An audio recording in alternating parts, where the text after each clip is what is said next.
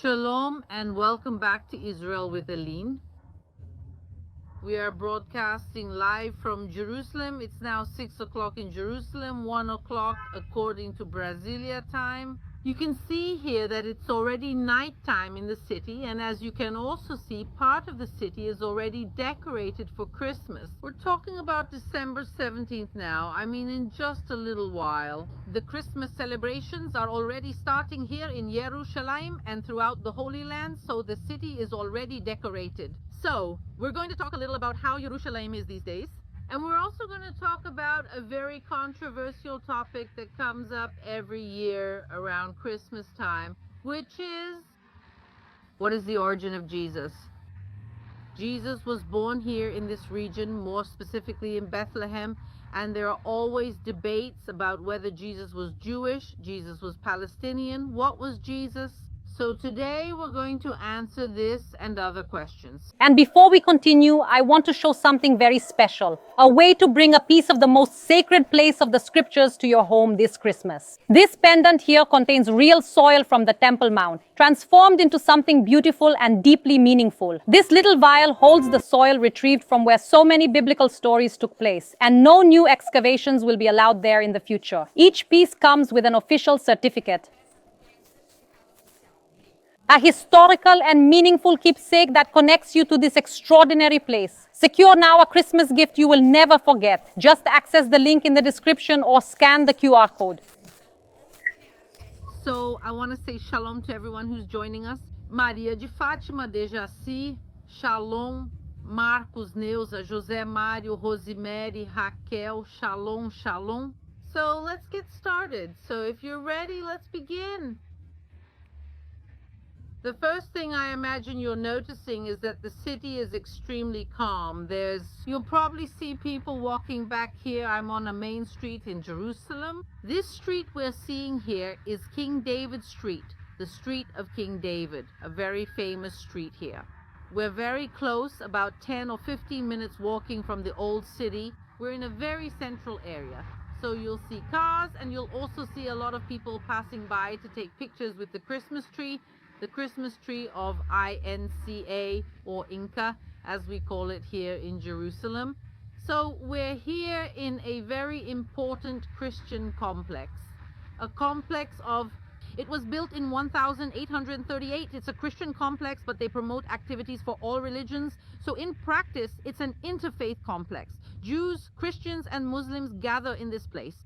And they traditionally hold Christmas fairs and Christmas decorations here. So that's why I decided to do our live here.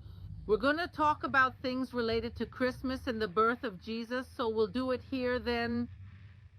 Here, the decorations, the lights, the Christmas tree. But the main thing about Christmas, everyone, isn't Santa Claus. You can look around, you won't find Santa Claus here. The main thing about Christmas is really the birth of Jesus. Jesus was born a little over 2,000 years ago, very close to here in Jerusalem, in a city called Bethlehem. By the way, we have videos here, some videos on the channel in Bethlehem, videos that show the place where Jesus was born, Bethlehem. So after this live, whoever wants can look for it and we'll find it and you can watch it. At this moment, we can't go to Bethlehem to film because the border to the Palestinian Authority is closed. But God willing, when it reopens, we'll go there too and film and show a little more. Meanwhile, I'll be reading your comments here. So just a few things for those who aren't up to date in the last few weeks. The baby was born, so I'm back to normal. So the baby was born. His name is Benjamin Ziva. He's doing very well, thank God. My husband is fine. He's still in the army. He was able to come home. He celebrated Hanukkah, 2 nights of Hanukkah at home, but he spent 2 nights of Hanukkah at home and went back. So we're doing well, thank God. But now it's 6:04 p.m. in Jerusalem. So every year around Christmas time, people talk about the birth of Jesus. And the question comes up, was Jesus Palestinian or was he Jewish, Israeli, Hebrew? Many terms are used and people often get confused about exactly what Jesus was, where Jesus was born, how he was born, because the reality is that nowadays, at the moment I'm talking to you, nowadays Bethlehem does belong to the Palestinian Authority, and the people who are born in Bethlehem today are Palestinians. The thing is, that wasn't the reality 2,000 years ago. 2,000 years ago, Bethlehem belonged to the region of Judea. And I decided to do this live stream because unfortunately, a lot of people take Jesus and try to politicize him, or even worse, there are people who try to politicize the Bible and change the Bible. Guys, all the answers about the birth of Jesus, or most of the answers about the birth of Jesus, we have the source, we have the Bible itself, and everything we're going to talk about today is based, first of all, on the Bible, and secondly, also on historical texts. Ancient texts, we can look at Flavius Josephus, we can look at Roman texts regarding Jesus and the region, ancient censuses. We have a lot of information we can get from historical and archaeological sources. So we have plenty of sources and information, but really, we're going to use the main one regarding the birth of Jesus, which is the Bible. The Bible clearly mentions the mother of Jesus, Mary, or in Hebrew, Miriam. That is her original name, Miriam. Miriam was Jewish and she married Joseph. Joseph was from the tribe of, who knows which tribe Joseph belonged to? Of the 12 tribes of Israel. Who knows their own tribe? You can write it down here below. All right, I'm reading here. You got it right. Jose belonged to the tribe of Judah. I apologize if the sound is low. I ask you to turn up the volume on your end. I will speak a little louder, but I can't make it any louder than I'm doing right now. To everyone who mentioned it in the comments, Jose was from the tribe of Judah. There's someone honking in the background here. So Jose was from the tribe of Judah. And at the time of Jesus' birth, just a little before Jesus was born, the Romans called for a census. And everyone has to return to their city of origin, to their family's city of origin. And Jose has to go back to a city in Judea called Bethlehem. And that's why, everyone, we can take the Bible here. Luke chapter 2, verse 4. I'll go through a lot of verses later. For those who want to read, share, or send these verses to friends, or you can also share the live stream. So Joseph also left Galilee, the city of Nazareth, and went to Judea, to the city of David called Bethlehem. Bethlehem is known, actually, I don't know if you've heard this, it is known as Bethlehem of Judea because there was more than one Bethlehem in the time of Jesus. There was Bethlehem of Judea and also Bethlehem of Galilee. The Bible wants to be very clear about which Bethlehem Jesus was born in. We also have Belém do Pará, Brazil. So we have more than one Belém. So shalom to everyone from Belém do Pará. Even though your city is beautiful, the story takes place here in Bethlehem of Judea. So we are 2,000 years ago in what was called the region of Judea. And more than that, the Romans themselves called this whole area the province of Judea. So Jesus was born to Jewish parents. His father belonged to the tribe of Judah. He was born within the province of Judea in a Jewish city. Both the city of Bethlehem, the city of Nazareth, and also, by the way, Capharnaum were cities with a large Jewish majority. And because of that, Jesus was born, grew up, and lived with Jewish traditions. I'm glad you're hearing well. At least some of you told me that the sound is good. He was born into Jewish traditions. We can go further. Let's continue in the same chapter of Luke. Luke chapter 2 verse 21 talks about the circumcision of Jesus. Jesus was circumcised on the 8th day. Luke tells us that, and this is a Jewish tradition. My sons did that too. So my sons, starting from the 8th day, they can have the circumcision. Normally it's done on the 8th day itself. If the child is born healthy, it's done on the 8th day. If the child has any medical problem and it's necessary, it can be postponed if needed. So, we know that. So he was born in a Jewish city, was circumcised as a Jew, and he was also presented at the temple. We know this passage from the Bible as well. When Jesus is 40 days old, he's going to be presented at the Temple of Jerusalem, which is a Jewish temple. And by the way, he will visit this temple many, many times throughout his life. We have the famous passage where Jesus at 12 years old comes to Jerusalem with his family to celebrate the festival of Pesach, the Jewish Passover. He and his whole family come to celebrate in Jerusalem. And the family starts to return to the region of Galilee. They leave Judea. Jerusalem is the capital of Judea, and go back to Galilee. And on the way to Galilee, the parents realize that Jesus was left behind. They go back and find Jesus discussing with the wise men of the law, and all of them are amazed at Jesus' wisdom. This happened when Jesus was 12 years old in the Jewish temple. And what he was discussing with the wise men of the law were Jewish texts. Now,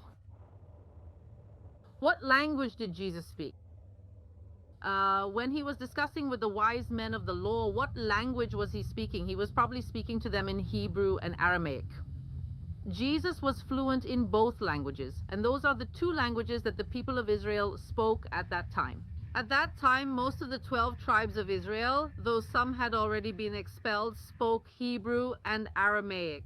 In Galilee, people mainly spoke Aramaic, while in Judea, especially at the Temple of Jerusalem, Hebrew was more common. Hebrew was also spoken, which was the language used for the readings. When Jesus enters the synagogue, for example, in Nazareth, and he reads the book of Isaiah, he is reading in Hebrew. He is reading Jewish texts in Hebrew. And because of the great wisdom and leadership that Jesus had, Jesus receives a title. Does anyone know what title Jesus receives?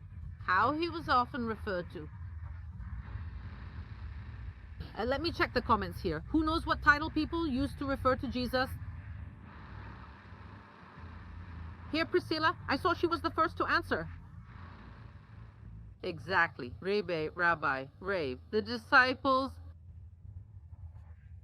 and the followers of Jesus often called him Rabbi, Reb. This also appears in the New Testament, in the Bible. So everyone, here's your homework. Matthew chapter 26, verses 25 and 49. In Mark chapter 9, verse 5. John chapter 1, verse 38. And the list goes on. There's a huge list. We'll see several times that they call him Reb. Reb is... It literally means rabbi, and a rabbi at that time was a person with authority, with leadership, a teacher. So when the Bible is translated into Portuguese, sometimes it keeps the word rabbi, and sometimes it translates it as teacher. It's the same thing. Usually when they spoke, they called themselves rabbi, not teacher. He had strong authority in the scriptures, as we can see. People were amazed by his knowledge since he was 12. Imagine him as an adult. People treated him with the title of authority, religious authority, and that is the title of rabbi. So he was born to a Jewish mother and father, born in Judea, grew up in Galilee, which is also a Jewish region. He attended synagogues, spoke Jewish languages, Hebrew and Aramaic. He was addressed with the Jewish title of rabbi, which is a title we still use today. So all of this is proof that Yeshua was Jewish. Soon we'll get into the question of being Palestinian. I'll explain that too in a moment, but I think the last proof... If someone asks whether Yeshua was Jewish, yes or no, you can say what was written on the cross. When Yeshua is crucified, when he is condemned by the Romans put up a sign above him, written in 3 different languages. And it was written there, Isus Nazarenus Rex Judiorum Yeshua the Nazarene, King of the Jews. The crime wasn't that he was king of the Palestinians, Romans, or Gentiles, no. He was accused of being a Jewish leader, king of the Jews. So I think that all of this clearly shows us that he was Jewish. And those who try to rewrite, guys, the Bible and politicize the Bible, it makes me sad to see that. I see this in several different issues. People try to take the Bible, forget some parts of the Bible, take others, modify it, and try to tell a story that makes no sense. And the real story, the story that the Bible tells us, is that Jesus was Jewish. He was born in Judea, grew up here in the region, lived as a Jew, and he is clearly Jewish. Period. So where did this story come from that people started saying that Jesus is Palestinian? If you search online, you'll find plenty. There's the British Broadcasting Corporation, which in previous years has done reports talking about this, and Al Jazeera does reports about this every year.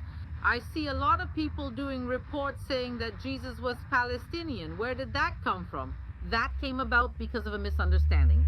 The first confusion is due to the fact that nowadays Bethlehem belongs to the Palestinian Authority, and it's true, anyone born in Bethlehem nowadays is Palestinian, and that's correct. The thing is, Jesus wasn't born nowadays. Jesus was born a little over 2,000 years ago. So that's the beginning of this confusion. The person who created this myth, this urban legend that Jesus was Palestinian, was Yasser Arafat, one of the leaders of the modern Palestinian movement. So when we look at it, this story started with Yasser Arafat, and it gained strength and keeps gaining strength year after year. So I came here today to tell you a little bit so you can also pass the truth forward.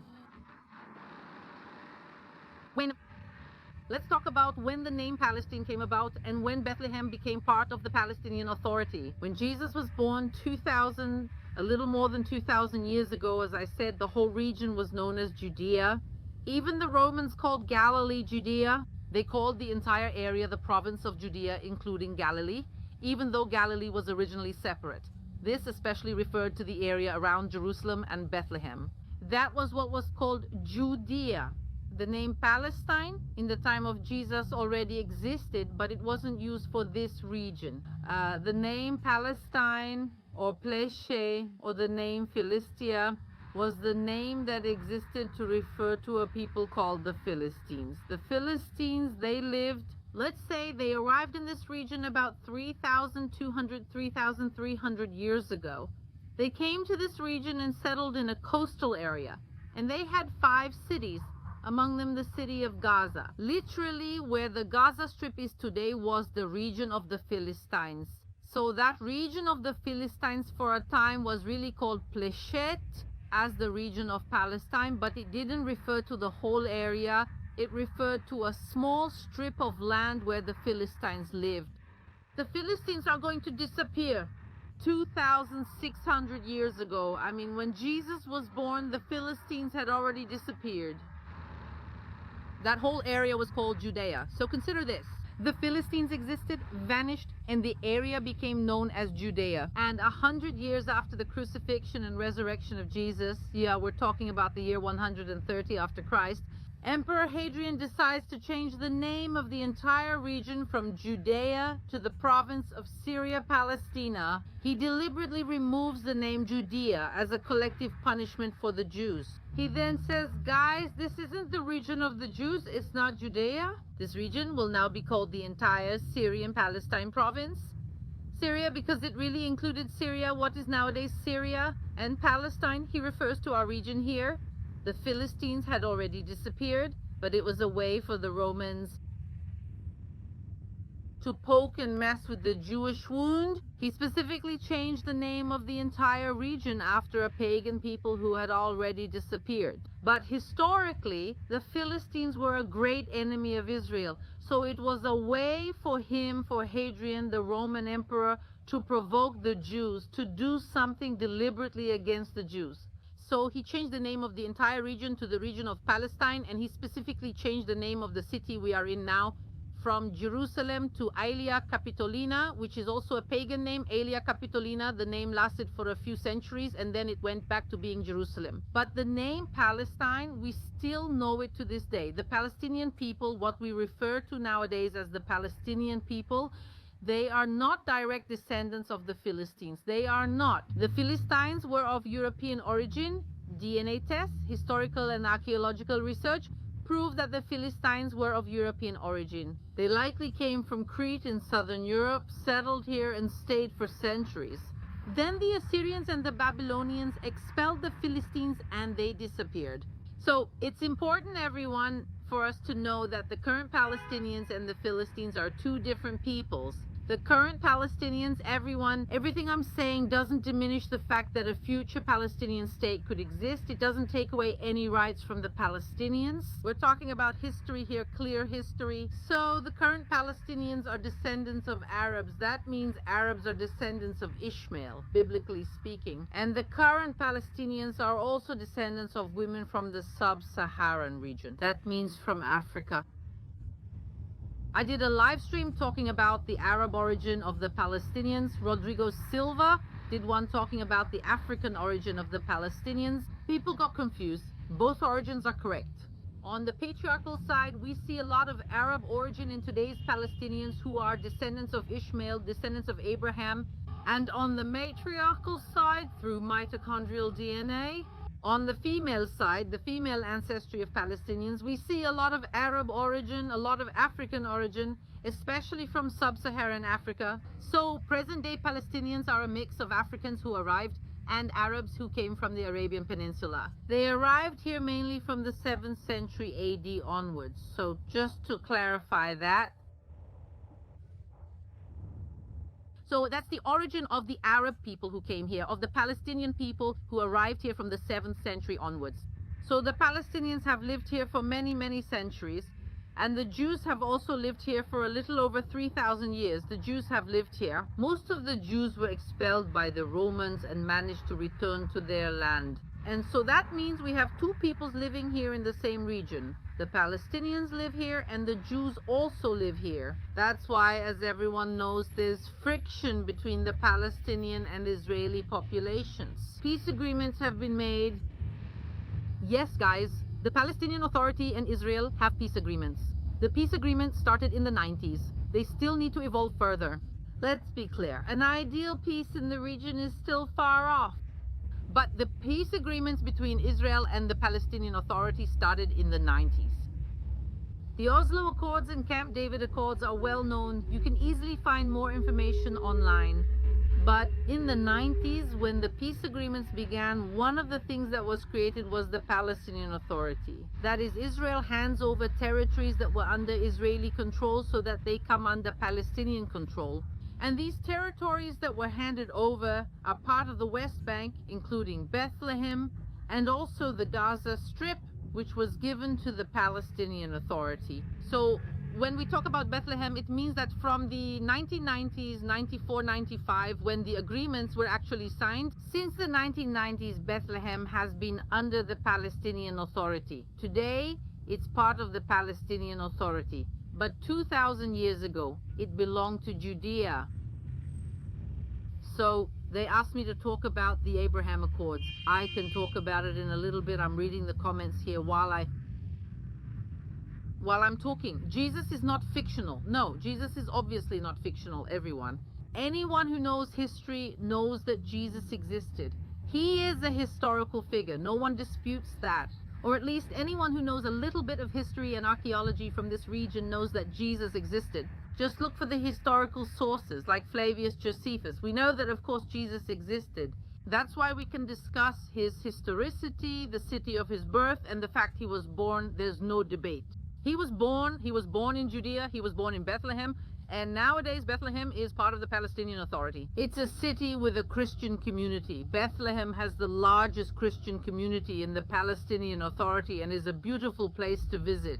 There are also Christmas decorations, but far fewer this year. The Christmas celebrations both in the Palestinian Authority and in Israel are being reduced this year because obviously Israel has spent the last 2 months at war. There is still a war going on in Gaza, and that's why I think the Christmas spirit isn't as strong this year.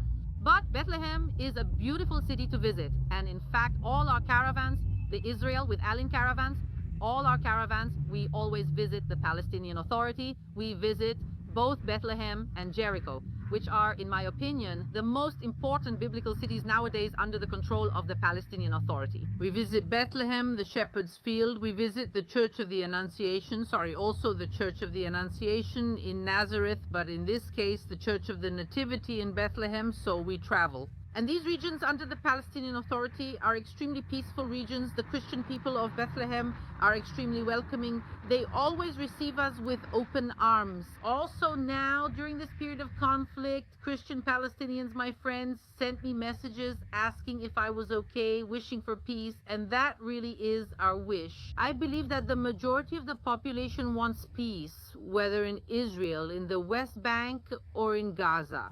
I think most people want peace. They want to live in a dignified way, in peace, side by side.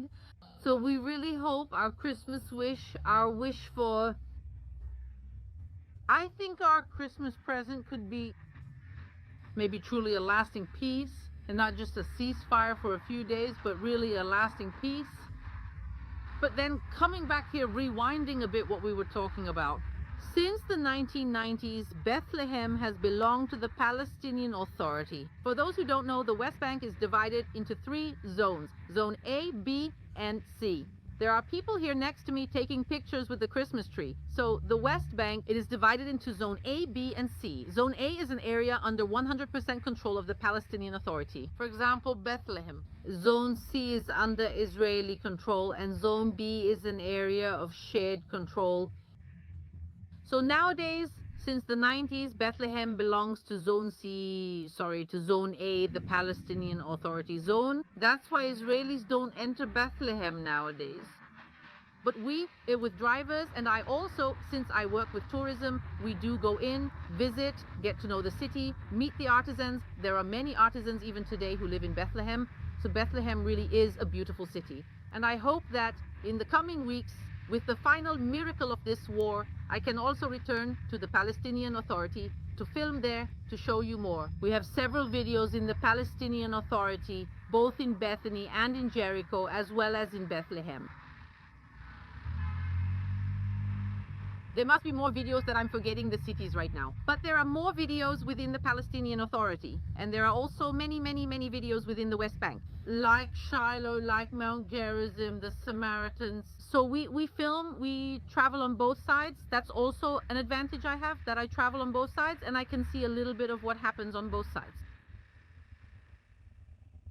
So to sum up the story at this moment, that we're here remembering Christmas, and Christmas, despite the beautiful lights and decorations, what we really have to remember is the birth of Jesus.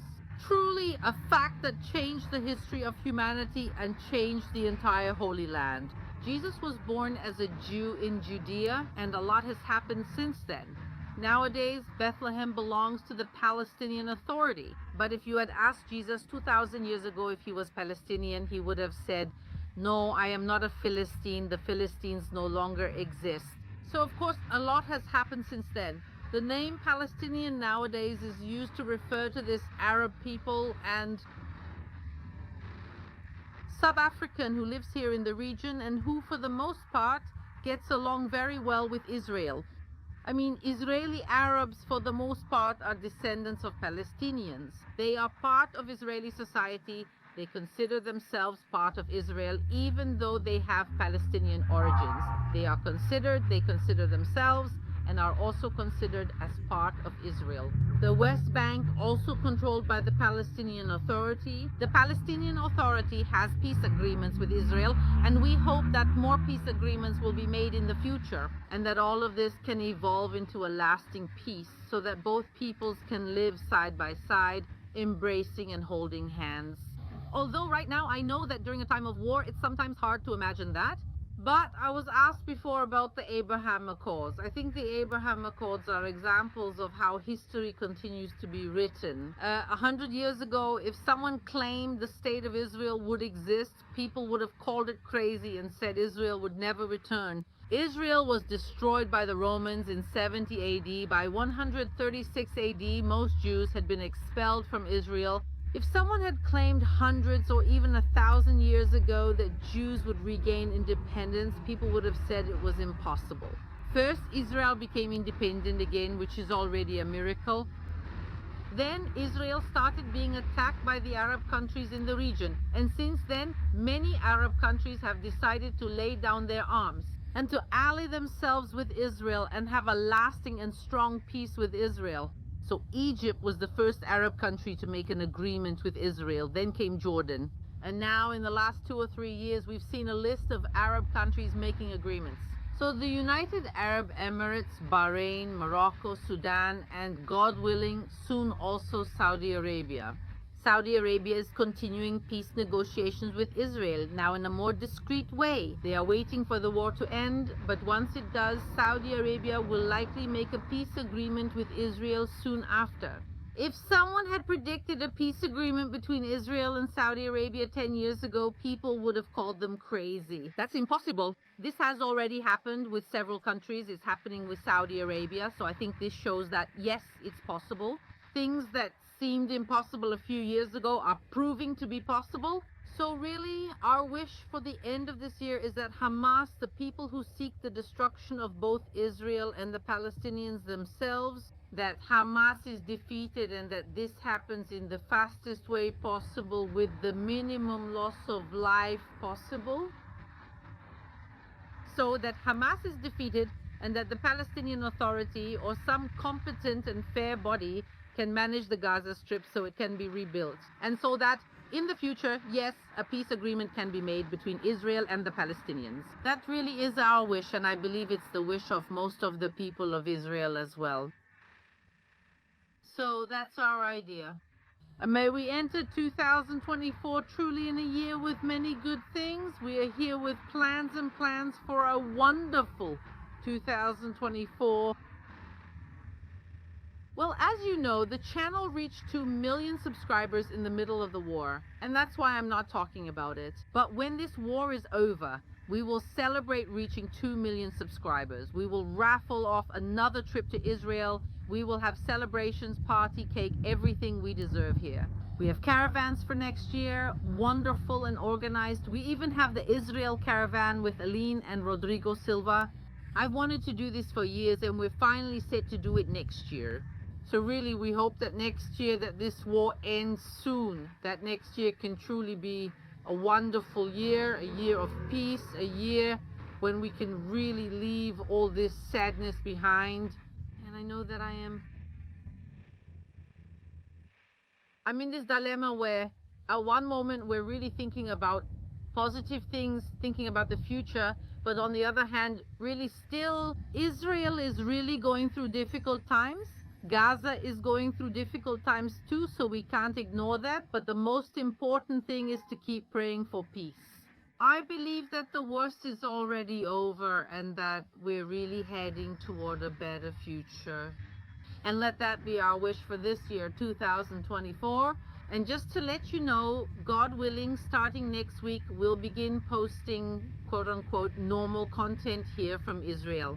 We have a lot of things that we managed to record during the pregnancy that I had recorded. I took my maternity leave so I could take a break and spend time with my children. In the end, my maternity leave kind of went down the drain because of everything that's happening. I really didn't want to abandon you all, to leave you. Without knowing what's going on, without knowing that we're okay. So I just wanted to let you all know as well. We recorded some things in different places in Israel shortly before the war began. So we're going to post them in the next few weeks. So the idea is really for the channel to return to our traditional programming. Whenever there are important things, we'll post them too. When the war is over, we'll post here. We'll be the first to post to celebrate the end of this conflict. We appreciate your support, your prayers. And I know this live was a little shorter than we're used to, but share with people the truth about who Jesus was, where he was born. And God willing, we will return with our caravans to Bethlehem. We will go back to recording in Bethlehem and show you once again the reality of Bethlehem today and what Bethlehem was like in biblical times. Thank you all. Thank you so much, and we'll keep in touch, everyone. And Merry Christmas, Happy New Year, and I'll see you next time.